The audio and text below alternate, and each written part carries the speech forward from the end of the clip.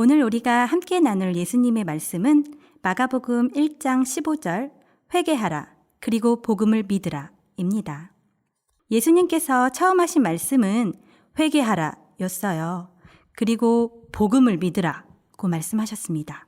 그럼 회개는 무엇이고 믿으라는 말은 무엇일까요? 회개라는 말은 왔던 길을 다시 돌아간다라는 의미예요. 우리는 누군가에게 잘못할 수 있어요. 그런데 잘못했을 때 내가 상처를 준 친구에게 찾아가서 미안해 라고 용서를 구하는 것을 회개라고 해요. 친구에게 잘못했는데 그 친구에게 찾아가지 않고 나 혼자서 하나님 잘못했어요. 용서해 주세요. 라고 말하는 것은 회개가 아니에요. 회개는 내가 걸었던 그 길을 다시 그대로 돌아가서 잘못했던 그 친구에게 구하는 용서이지 그 길을 다시 돌아가지 않는다면 회개라고 말할 수 없거든요.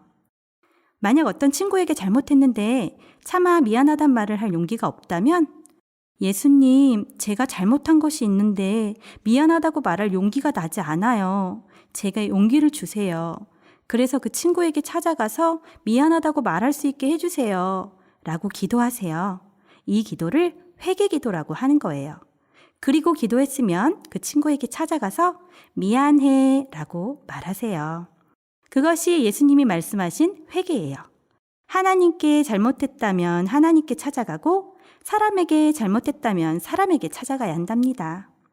믿는다라는 말은 그대로 살아간다라는 말이에요. 여러분 혹시 눈 감을 사람을 인도하는 놀이를 해본 적이 있나요?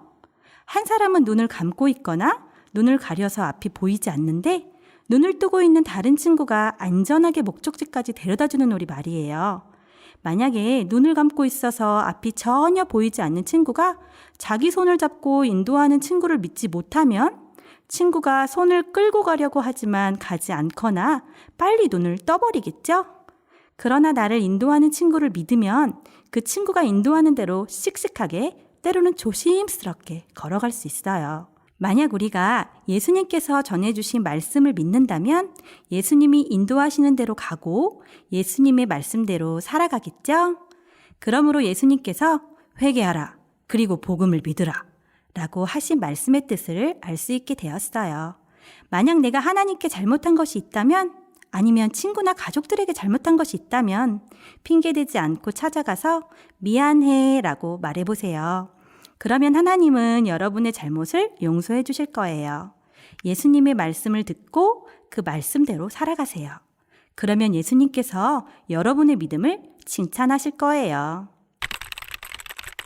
여러분들은 친구들에게 미안해 라며 내가 잘못한 일에 용서를 구해본 적이 있나요? 어른들은 잘못을 하고 나서 미안해 라는 말을 하기가 더 어렵지요? 왜 그럴까요?